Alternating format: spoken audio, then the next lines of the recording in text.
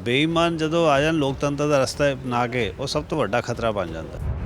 ਸਿੱਖਾਂ ਲਈ ਜਾਂ ਪੰਜਾਬ ਲਈ ਤਾਂ ਸਾਡੇ ਲਈ ਹਮੇਸ਼ਾ ਹੀ ਕੇਂਦਰੀ ਸਰਕਾਰ ਬੇਈਮਾਨ ਰਹੀ। ਜਦੋਂ ਪੰਜਾਬੀ ਸੂਬਾ ਬਣਿਆ ਤਾਂ ਪਾਣੀ ਖੋਲ੍ਹਿਆ। ਸਿੱਖਾਂ ਨੇ ਬਚਾਇਆ ਸੀ 1977 ਵਿੱਚ ਲੋਕਤੰਤਰ। ਐਡੀ ਲੰਬੀ ਸਟਰਗਲ, ਪੀਸਫੁਲ ਸਟਰਗਲ ਸਵਾਏ ਸਿੱਖ ਕਮਿਊਨਿਟੀ ਤੋਂ ਜਾਂ ਪੰਜਾਬ ਦੀ ਧਰਤੀ ਤੋਂ ਨਿਕਲੀ ਸੀ। ਐਮਰਜੈਂਸੀ ਦੇ ਖਿਲਾਫ ਵੀ ਕੋਈ ਹੋਰ ਪੋਲੀਟੀਕਲ ਪਾਰਟੀ ਸਭ ਭੱਜ ਗਈਆਂ ਸੀ। ਹਾਲਾਂਕਿ ਆਪਾਂ ਕਹਿੰਦੇ ਪੰਜਾਬ ਵਿੱਚ ਨਸ਼ੇ ਹੈ, ਜੋ ਮਰਜ਼ੀ ਹੈ, ਪਰ ਪੰਜਾਬ ਵਿੱਚ ਜਿਹੜੀ ਜੋਤ ਵੀ ਗੁਰੂਆਂ ਦੀ ਬਾਕੀ ਹੈ। ਸਾਰਾ ਹਿੰਦੁਸਤਾਨ ਜਿਹੜਾ ਕਹਿ ਰਿਹਾ ਨਾ ਕਾਇਰ, ਜਨਮ ਜਮਾਤ ਤੋਂ ਕਾਇਰ ਹੈ। ਭਗਤ ਸਿੰਘ ਥੋੜਾ ਫਾਂਸੀ ਚੜ੍ਹ ਗਿਆ, ਜਵਾਨ ਮੁੰਡਾ, ਔਰ ਸਾਰੇ ਹਿੰਦੁਸਤਾਨ ਨੇ ਅੰਗਰੇਜ਼ਾਂ ਦੇ ਉੱਤੇ ਇੱਕ ਪੱਥਰ ਨਹੀਂ ਮਾਰਿਆ। ਤੇ ਅਦਾਲਤਾਂ ਨੇ ਤਾਂ ਇਨਫੈਕਟ 84 ਤੋਂ ਬਾਅਦ ਕੋਈ ਪ੍ਰੋਟੈਕਸ਼ਨ ਕਰਨੀ ਬੰਦ ਕਰਤੀ। ਜਿਹੜੀ ਕਮਿਊਨਿਟੀ ਆਪਣੀ ਇਨਫੋਰਮੇਸ਼ਨ ਜ਼ਿਆਦਾ ਸਪਰੈਡ ਕਰ ਦਿੰਦੀ ਹੈ, ਉਹ ਜਿੱਤ ਜਾਂਦੀ ਹੈ।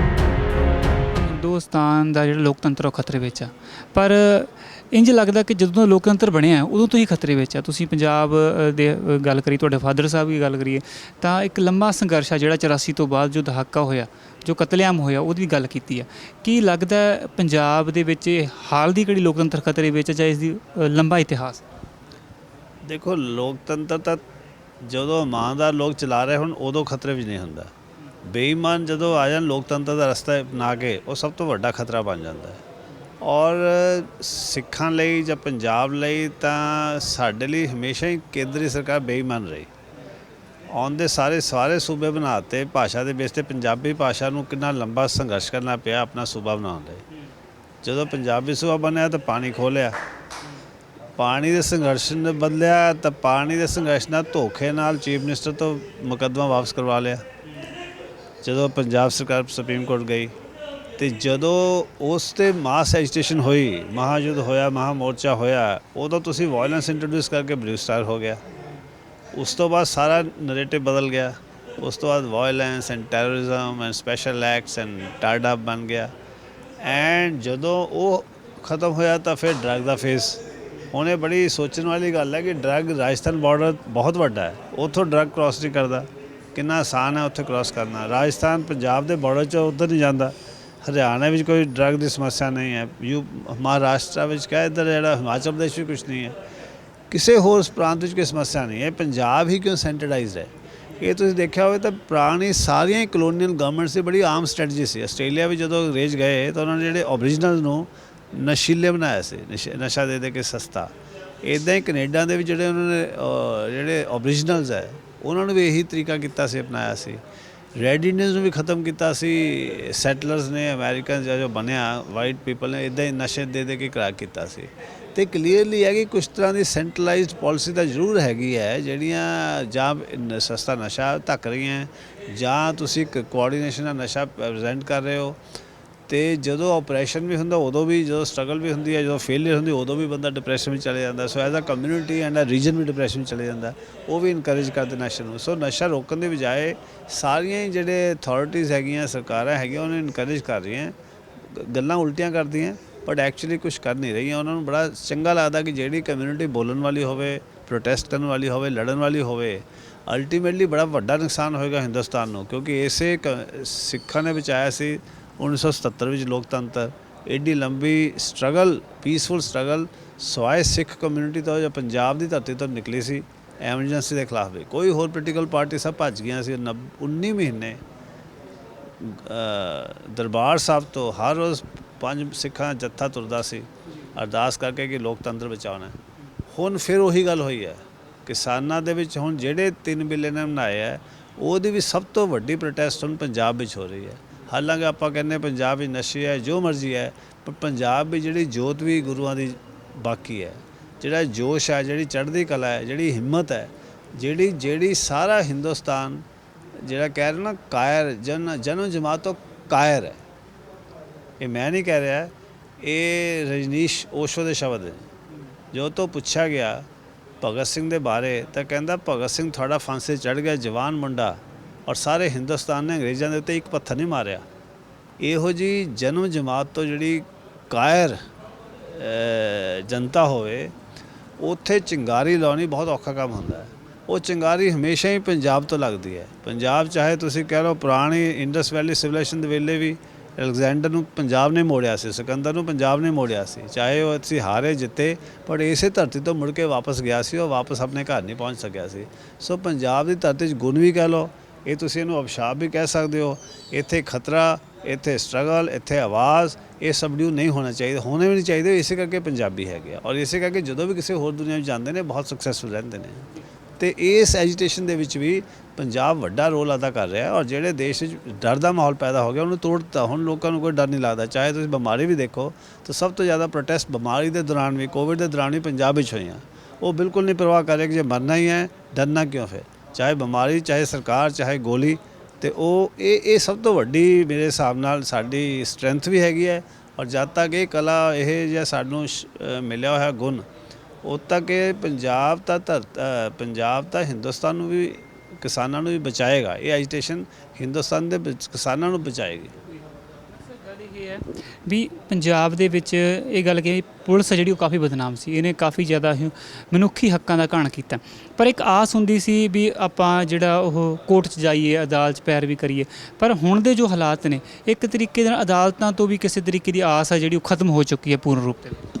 ਬਿਲਕੁਲ, ਜੇ ਤੁਸੀਂ ਅਦਾਲਤਾਂ ਦਾ ਪਿਛਲੇ 10 ਸਾਲ ਦਾ ਹਾਲ ਦੇਖੋ ਤਾਂ ਬਹੁਤ ਮਾੜਾ ਹੀ ਕਹਿ ਸਕਦੇ ਹਾਂ, ਕਿਉਂਕਿ ਇਹਨਾਂ ਨੇ ਜਿੱਥੇ ਵੀ ਸਿਵਲ ਲਿਬਰਟੀ ਦੀ ਗੱਲ ਕੀਤੀ ਹੈ, ਅਦਾਲਤਾਂ ਨੇ ਤਾਂ ਇਨਫੈਕਟ 84 ਤੋਂ ਬਾਅਦ ਕੋਈ ਪ੍ਰੋਟੈਕਸ਼ਨ ਕਰਨੀ ਬੰਦ ਕਰਤੀ ਸੀ।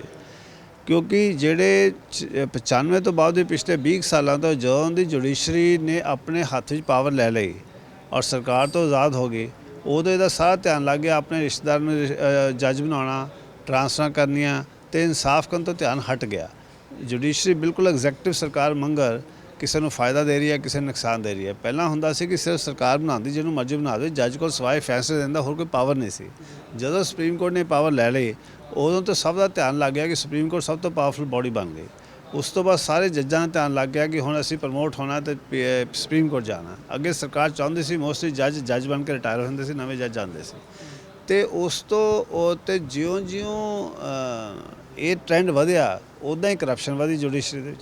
ਜਦੋਂ ਕਰਪਸ਼ਨ ਆ ਜਾਂਦੀ ਹੈ ਉਦੋਂ ਫਿਰ ਲੋਕਾਂ ਦੇ ਹੱਕਾਂ ਦਾ ਤਾਂ ਕੰਮ ਰਹਿੰਦਾ ਹੀ ਨਹੀਂ। ਉਦੋਂ ਤਾਂ ਪਾਵਰਫੁਲ ਬੰਦੇ ਕਿਵੇਂ ਜੁਡੀਸ਼ਰੀ ਤੋਂ ਆਪਣਾ ਕੰਮ ਕਰਾਉਂਦੇ ਨੇ, ਉਹ ਮਾਹੌਲ ਬਣ ਜਾਂਦਾ ਹੈ। ਔਰ ਉਹ ਮਾਹੌਲ ਦੇ ਕਾਰਨ ਇਸੇ ਲਈ ਲੋਕਾਂ ਦਾ ਵਿਸ਼ਵਾਸ ਹਟ ਗਿਆ। ਅਦਰਵਾਈਜ਼ ਇੰਨੇ ਇਨੋਸੈਂਟ ਲੋਕ ਜਿਹੜੇ ਸਿੰਪਲ ਕਿਤਾਬਾਂ ਪੜ੍ਹਦੇ ਸੀ, ਉਹਨਾਂ ਨੂੰ ਤੁਸੀਂ 5-5 ਸਾਲ ਜੇਲ੍ਹਾਂ 'ਚ ਰੱਖਿਆ ਹੋਇਆ, ਜ਼ਮਾਨਤਾਂ ਨਹੀਂ ਕਰ ਰਹੇ, ਉਹਨਾਂ ਨੂੰ ਉਮਰ ਕੈਦ ਦਿੱਤੀ ਜਾ ਰਹੀ ਹੈ ਕਿਉਂਕਿ ਉਹ ਲਿਟਰੇਚਰ ਪੜ੍ਹਦੇ ਹੈ ਖਾਲਿਸਤਾਨ ਦਾ। ਅਤੇ ਇੱਦਾਂ ਦੇ ਮਾਹੌਲ ਵਿੱਚ ਜੁਡੀਸ਼ਰੀ ਦਾ ਤਾਂ ਕੋਈ ਜਿਹੜਾ ਰੋਲ ਸੀ ਸੰਵਿਧਾਨ ਦੇ ਮੁਤਾਬਿਕ ਬਿਲਕੁਲ ਉਹ ਕਰ ਹੀ ਨਹੀਂ ਰਹੀ, ਪਰਫੋਰਮ ਹੀ ਨਹੀਂ ਕਰ ਰਹੀ ਉਹ ਰੋਲ। ਸਵਾਲ ਬਹੁਤ ਖੜੇ ਹੋ ਜਾਂਦੇ ਨੇ ਪਰ ਉਹਦਾ ਕਈ ਵਾਰ ਜਵਾਬ ਨਹੀਂ ਲੱਭਦਾ ਕਿ ਜੋ ਲੋਕਤੰਤਰ ਦੇ ਨਾਲ ਮਨੁੱਖੀ ਹੱਕਾਂ ਦਾ ਇਹਦਾ ਘਾਣ ਹੋ ਰਿਹਾ, ਇਹਦਾ ਕੋਈ ਜਵਾਬ ਹੈ ਵੀ ਇਹਨੂੰ ਠੀਕ ਕਿੱਦਾਂ ਕੀਤਾ ਜਾ ਸਕਦਾ, ਕਿਹੜਾ ਸੰਘਰਸ਼ ਇਹੋ ਜਿਹਾ ਕੀਤਾ ਜਾਵੇ। ਕਾਨੂੰਨੀ ਲੜਾਈ ਹੋਵੇ, ਭਾਵੇਂ ਉਹ ਸੜਕਾਂ ਉੱਤੇ ਹੋਣ, ਭਾਵੇਂ ਫਿਰ ਹਥਿਆਰ ਦੀ ਗੱਲ ਹੋਵੇ, ਇਹਦਾ ਕੋਈ ਹੱਲ ਹੈ ਵੀ ਕਿਸ ਤਰੀਕੇ ਦੇ ਨਾਲ ਜਿਹੜਾ ਲੜਿਆ ਜਾ ਸਕਦਾ ਇਸ ਜ਼ਬਰ ਦੇ ਖਿਲਾਫ? ਨਹੀਂ, ਜ਼ਬਰ ਦੇ ਖਿਲਾਫ ਤਾਂ ਸੋਲਿਊਸ਼ਨ ਤਾਂ ਹਮੇਸ਼ਾ ਹੀ ਹੁੰਦਾ ਹੈ। ਕਦੀ ਵਕਤ ਸੀ ਹਥਿਆਰ ਤੋਂ ਬਗੈਰ ਕੋਈ ਗੁਜ਼ਾਰਾ ਨਹੀਂ ਸੀ ਹੁੰਦਾ। ਹੁਣ ਸਾਰੀ ਏਜ ਹੈ ਇਨਫੋਰਮੇਸ਼ਨ ਦੀ। ਜਿਹੜੀ ਕਮਿਊਨਿਟੀ ਆਪਣੀ ਇਨਫੋਰਮੇਸ਼ਨ ਜ਼ਿਆਦਾ ਸਪਰੈਡ ਕਰ ਦਿੰਦੀ ਹੈ ਉਹ ਜਿੱਤ ਜਾਂਦੀ ਹੈ। ਐਵੇਂ ਨਹੀਂ ਪ੍ਰਾਈਮ ਮਿਨਿਸਟਰ ਨੇ ਆਪਣਾ IT ਸੈੱਲ ਬਣਾਇਆ ਆਪਣੇ ਕੰਟਰੋਲ ਥੱਲੇ। ਹੁਣ ਜਿਹੜਾ ਜ਼ਮਾਨਾ ਮਾਸ ਮੂਵਮੈਂਟ ਦੀ ਜਗ੍ਹਾ ਸਮਾਰਟ ਪ੍ਰੋਟੈਸਟ ਦਾ ਜ਼ਿਆਦਾ ਆ ਗਿਆ। ਹੁਣ ਤੁਸੀਂ ਹਨੇਰੀ ਲਿਆ ਸਕਦੇ ਹੋ ਟਵਿੱਟਰ 'ਤੇ, ਸੋਸ਼ਲ ਮੀਡੀਆ 'ਤੇ, ਅਖਬਾਰਾਂ 'ਤੇ, TV 'ਤੇ। ਹੁਣ ਤੁਸੀਂ 10 ਬੰਦੇ ਹੋ ਕੇ ਮਲਟੀਪਲਾਈ ਇਫੈਕਟ ਇੰਨਾ ਵੱਡਾ ਵੱਧ ਗਿਆ। ਸੋ ਹੁਣ ਤੱਕ ਗੱਲਾਂ ਕਰਨ ਵਾਲੇ ਬੰਦੇ ਚਾਹੀਦੇ, ਬੋਲਣ ਵਾਲੇ ਚਾਹੀਦੇ, ਹਿੰਮਤ ਵਾਲੇ ਬੰਦੇ ਚਾਹੀਦੇ, ਚਾਹੇ ਥੋੜ੍ਹੇ ਹੋਣ, ਉਹਨਾਂ ਦਾ ਮੈਸੇਜ ਬਹੁਤ ਦੂਰ ਤੱਕ ਦੁਨੀਆ ਵਿੱਚ ਫੈਲ ਜਾਂਦਾ। ਤਾਂ ਇਸ ਕਰਕੇ ਇਹ ਹਮੇਸ਼ਾ ਔਨਗੋਇੰਗ ਸਟਰਗਲ ਹੀ ਰਹਿੰਦੀ ਹੈ। ਦੇਖੋ, ਲੋਕਤੰਤਰ ਕੋਈ ਬਿਲਕੁਲ ਡੈਸਟੀਨੇਸ਼ਨ ਨਹੀਂ ਕਿ ਅਸੀਂ ਪਹੁੰਚ ਗਏ। ਕੋਈ ਵੀ ਦੇਸ਼ ਕਦੀ ਨਹੀਂ ਪਹੁੰਚਦਾ। ਸਾਰੇ ਇੱਕ ਮਾਰਚ ਕਰ ਰਹੇ, ਜ਼ਿਆਦਾ ਮੋਰ ਸਿਵਲਾਈਜ਼ ਵੇ ਆਫ ਲਿਵਿੰਗ ਨਾਲ। ਲੋਕਤੰਤਰ ਕੀ ਹੈ? ਡਿਬੇਟ ਨਾਲ ਤੁਸੀਂ ਝਗੜੇ ਖਤਮ ਕਰਨੇ ਆ, ਡਿਬੇਟ ਨਾਲ ਤੁਸੀਂ ਚੇਂਜ ਲਿਆਉਣੀ ਹੈ ਰਾਦਰ ਦੈਨ ਵੈਪਨਸ ਨਾਲ ਜਾਂ ਹਥਿਆਰਾਂ ਨਾਲ। ਸੋ ਇਹ ਜਿਹੜਾ ਲੋਕਤੰਤਰਿਕ ਵੇ ਆਫ ਲਿਵਿੰਗ ਹੈ, ਗੱਲਾਂ ਕਰਨਾ ਸਿਵਲਾਈਜ਼ ਨਾਲ, ਡਿਬੇਟਸ ਨਾਲ, ਜਿਹੜਾ ਰੈਸ਼ਨਲ ਰੀਜ਼ਨਿੰਗ ਨਾਲ, ਉਹੀ ਢੰਗ ਹੈ। ਅਤੇ ਉਹ ਕੋਈ ਮੁਲਕ ਅਲਟੀਮੇਟ ਅਚੀਵਮੈਂਟ ਨਹੀਂ ਹੁੰਦੀ, ਕਿਉਂਕਿ ਪਾਵਰ ਔਰ ਜਿਹੜੀ ਲਿਬਰਟੀ ਦੇ ਵਿੱਚ ਹਮੇਸ਼ਾ ਸਟਰਗਲ ਰਹਿੰਦੀ ਹੈ। ਕਿੰਨਾ ਕੁ ਸਮਾਜ ਉਹ ਹਾਈਟਸ ਅਟੇਨ ਕਰਦਾ ਡੈਮੋਕਰੇਸੀ ਦੀਆਂ, ਉਹ ਹਰ ਸਮਾਜ 'ਤੇ ਉਹਨਾਂ ਦੀ ਸੋਸ਼ਲ ਕੰਡੀਸ਼ਨ 'ਤੇ ਡਿਪੈਂਡੈਂਟ ਹੁੰਦੀਆਂ। ਜਿਹੜੇ ਆਪਾਂ ਐਡਵਾਂਸ ਮੁਲਕ ਦੇਖਿਆ, ਬੜੇ ਸਾਲ ਉਹਨਾਂ ਦਾ ਸਾਡੇ ਤੋਂ ਬੁਰਾ ਹਾਲ ਰਿਹਾ। ਇਸੇ ਕਰਕੇ ਪਿਛਲੇ 50 ਸਾਲਾਂ ਤੋਂ ਠੀਕ ਹੈ, ਉਹ ਅੱਗੇ ਵੱਧ ਗਏ, ਅਸੀਂ ਰੁਕ ਗਏ। ਹਾਲਾਂਕਿ ਹਿੰਦੁਸਤਾਨ ਵਿੱਚ ਜਿੰਨੀਆਂ ਤੁਸੀਂ ਪ੍ਰੋਬਲਮਾਂ ਦੇਖੋ, ਉਸ ਹਿਸਾਬ ਨਾਲ ਇੱਥੇ ਲੋਕਤੰਤਰ ਤੁਸੀਂ ਫੇਲੀਅਰ ਨਹੀਂ ਕਹਿ ਸਕਦੇ।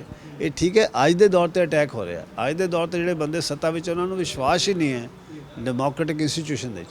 ਉਹਨਾਂ ਨੂੰ ਵਿਸ਼ਵਾਸ ਹੀ ਨਹੀਂ ਹੈ ਕਿ ਕੋਈ ਚੀਜ਼ ਅਸੀਂ ਗੱਲਾਂ ਕਰਕੇ ਲੈਣੀ ਹੈ। ਉਹ ਇੱਕ ਕ੍ਰਿਮੀਨਲ ਐਲੀਮੈਂਟ ਆ ਗਿਆ। ਇਹ ਡੈਮੋਕ੍ਰੇਸੀ ਸਭ ਤੋਂ ਵੱਡਾ ਖਤਰਾ ਹੁੰਦਾ ਕਿ ਡੈਮੋਕ੍ਰੇਸੀ ਦੇ ਇੰਸਟੀਟਿਊਸ਼ਨ ਜਦੋਂ ਕੋਈ ਕ੍ਰਿਮੀਨਲ ਜਾਂ ਐਕਟਰ ਜਾਂ ਐਕਟਿੰਗ ਕਰਕੇ ਲੋਕਾਂ ਨੂੰ ਬੇਵਕੂਫ ਬਣਾ ਕੇ ਆ ਜਾਂਦਾ ਹੈ, ਉਸ ਤੋਂ ਬਾਅਦ ਉਹ ਹਰ ਡੈਮੋਕ੍ਰੈਟਿਕ ਸਟਰਕਚਰ ਨੂੰ ਖਤਮ ਕਰਨ ਦੀ ਕੋਸ਼ਿਸ਼ ਕਰਦਾ ਹੈ। ਇਸ ਲਈ ਆਪਾਂ ਕਹਿੰਦੇ ਹਾਂ ਕਿ ਹਮੇਸ਼ਾ ਹੀ ਜਾਗਰੂਕ ਰਹਿਣਾ ਹੁੰਦਾ। ਹਰ 5 ਸਾਲ ਬਾਅਦ ਜਿਹੜੀ ਨਵੀਂ ਸਰਕਾਰ ਹੁੰਦੀ ਉਹਨਾਂ ਵਿੱਚ ਬੀਜ ਹੁੰਦਾ ਹੈ ਕਿ ਉਹ ਲੋਕਤੰਤਰ ਨੂੰ ਸਟਰੋਂਗ ਕਰ ਦੇਣ, ਲੋਕਤੰਤਰ ਨੂੰ ਖਤਮ ਵੀ ਕਰ ਦੇਣ।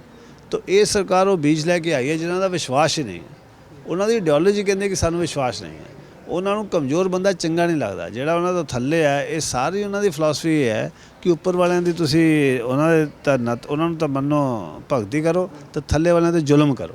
ਜਦੋਂ ਇਹ ਤੁਹਾਡਾ ਵਿਸ਼ਵਾਸ ਹੈ ਤਾਂ ਉਹ ਡੈਮੋਕ੍ਰੇਸੀ ਬਿਲਕੁਲ ਖਿਲਾਫ ਹੈ। ਡੈਮੋਕ੍ਰੇਸੀ ਤਾਂ ਸਾਰੇ ਬਰਾਬਰ ਹੈ, ਜਿੱਦਾਂ ਸਿੱਖ ਧਰਮ 'ਚ ਬਰਾਬਰ ਹੈ। ਸੋ ਉਸ ਜਦ ਤੱਕ ਉਹ ਈਥੋਸ ਨਾ ਹੋਣ, ਜੋ ਤੁਹਾਡੇ ਈਥੋਸ ਹੀ ਹੈ ਕਿ ਜਿਹੜੇ ਥੱਲੇ ਜਿਹੜੇ ਆਰਡਰ ਡਿਸੈਂਡਿੰਗ ਬੰਦਿਆਂ 'ਤੇ ਜ਼ੁਲਮ ਕਰਨਾ ਤਾਂ ਅਸੈਂਡਿੰਗ ਆਰਡਰ ਨੂੰ ਪੂਜਣਾ, ਤੇ ਉਦੋਂ ਫਿਰ ਸੁਸਾਇਟੀ ਵਿੱਚ ਡੈਮੋਕ੍ਰੇਸੀ ਸਰਵਾਈਵ ਕਰਨਾ ਬਹੁਤ ਔਖਾ ਹੁੰਦਾ। ਔਰ ਇਸ ਵੇਲੇ ਇਹ ਸਰਕਾਰ ਦੀ ਇਹੀ ਆਈਡੀਓਲੋਜੀ ਹੈ। ਇਸੇ ਕਰਕੇ ਸਾਨੂੰ ਲੱਗ ਰਿਹਾ ਕਿ ਲੋਕਤੰਤਰ ਖਤਰੇ ਵਿੱਚ ਹੈ। ਮਗਰ ਜਿਹੜੀ ਜਨਰੇਸ਼ਨਾਂ ਇੰਨੀਆਂ ਪੈਦਾ ਹੋ ਚੁੱਕੀਆਂ 1947 ਤੋਂ ਬਾਅਦ, ਸਾਡੇ ਵਰਗੀ ਜਨਰੇਸ਼ਨ ਜਿਨ੍ਹਾਂ ਨੇ ਵਾਕਿਆ ਆਜ਼ਾਦੀ ਦੀ ਹਵਾ ਲਈ ਹੈ, ਉਹ ਤਾਂ ਮਰ ਜਾਣਗੇ, ਬਟ ਆਜ਼ਾਦੀ ਥੋੜ੍ਹੀ ਖੋਣਗੇ। ਸੋ ਇਹ ਜਿਹੜਾ ਆਨਗੋਇੰਗ ਪ੍ਰੋਸੈਸ ਹੈ, ਚਾਹੇ ਸਰਕਾਰ ਜ਼ੁਲਮ ਕਰ ਰਹੀ ਹੈ, ਝੂਠੇ ਕੇਸ ਬਣਾ ਰਹੀ ਹੈ, ਵਕੀਲਾਂ ਨੂੰ ਅੰਦਰ ਕਰ ਰਹੀ ਹੈ, ਮਗਰ ਫਿਰ ਵੀ ਦੇਸ਼ ਵਿੱਚ ਕੋਈ ਡਰ ਦਾ ਮਾਹੌਲ ਨਹੀਂ ਹੈ। ਲੋਕ ਤਿਆਰ ਹੈ, ਔਰ ਜੇਲ੍ਹਾਂ ਦੀ ਕਪੈਸਿਟੀ ਇੰਨੀ ਹੈ ਨਹੀਂ ਕਿ ਰੱਖ ਸਕਣ।